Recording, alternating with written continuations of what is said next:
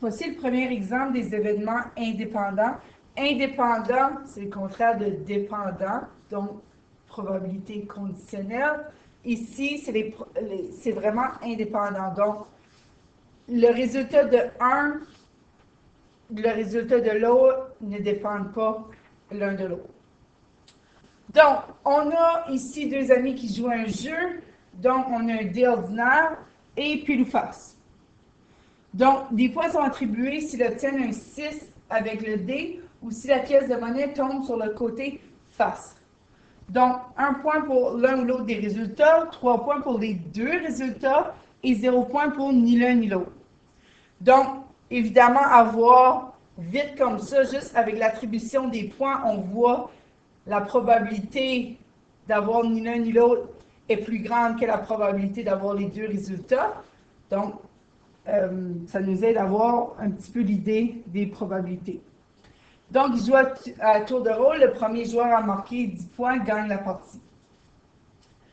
On va aller trouver toutes nos probabilités. Donc, d'avoir quelque chose comme de ne pas l'avoir.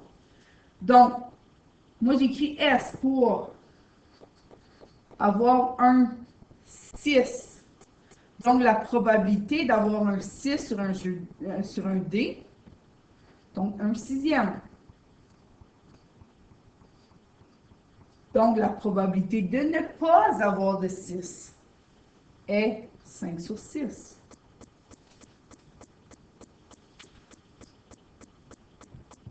F, donc, avoir une face.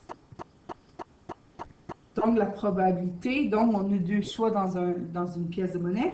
Donc, probabilité d'avoir F, c'est 1 sur 2. Et probabilité de ne pas avoir F. Donc, face. En fait, ce serait pile.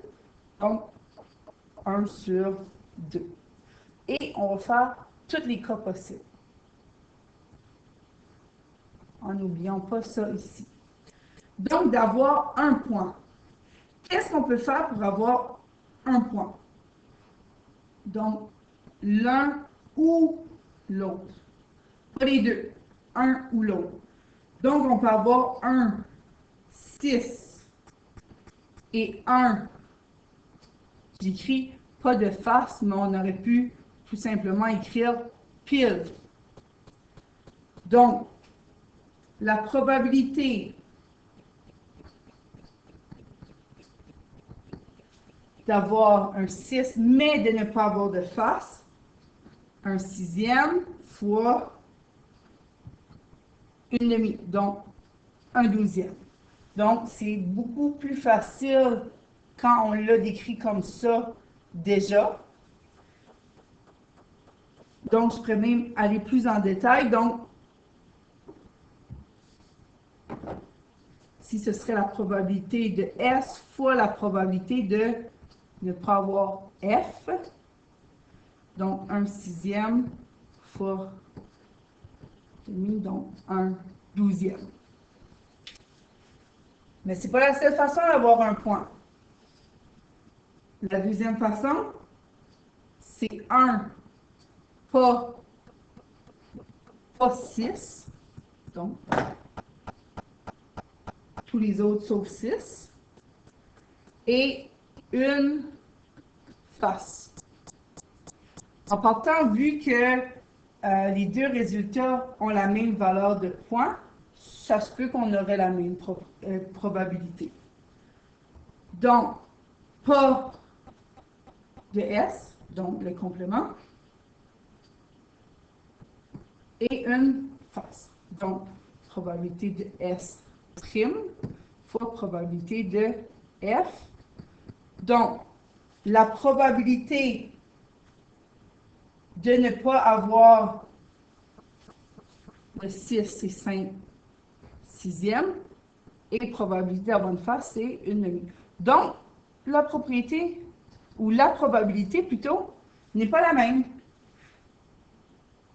C'est pas grave. Donc, on peut juste voir que pour avoir le 1 point, la probabilité plus grande que tu l'aies, avec une face et autre chose qu'un 6, que d'avoir un 6, qui est normal.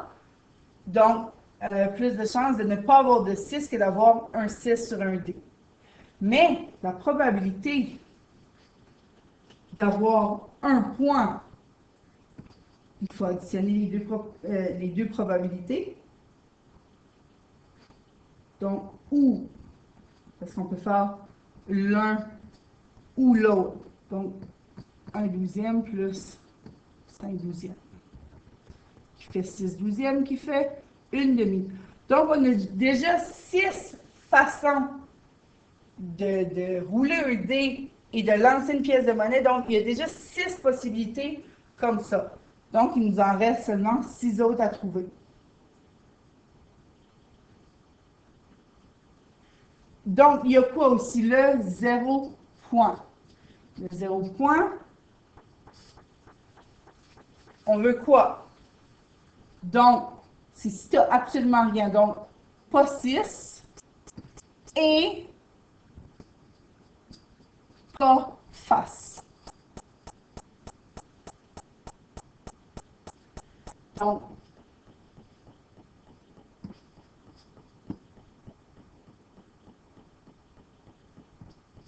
on veut ni l'un ni l'autre. Donc, probabilité de ne pas avoir de S, plus probabilité de ne pas avoir F, 5/6 fois 1/2, donc 5/12.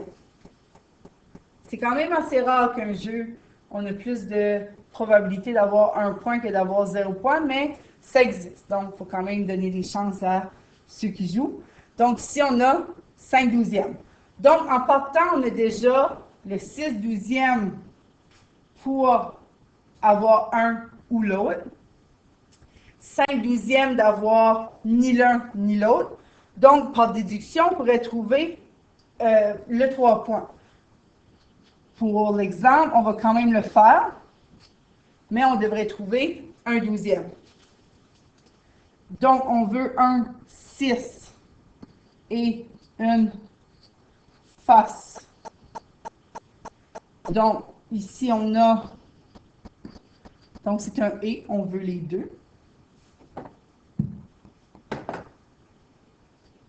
Probabilité de S plus probabilité de F. Donc, 1/6 fois 1/12 égale à 1 sur 12. Donc, ici, on a la probabilité est de 1 sur 12. Donc, les chances sont minces de faire un 3 points, mais ça se peut aussi, parce que si vous voyez, la probabilité est la même que d'avoir ce résultat. Donc, c'est quand même un jeu assez juste. Et si on vérifie la probabilité, ça doit toujours donner 1 si on l'a en décimale ou 100% si on l'a en pourcentage. Donc, probabilité, on a 6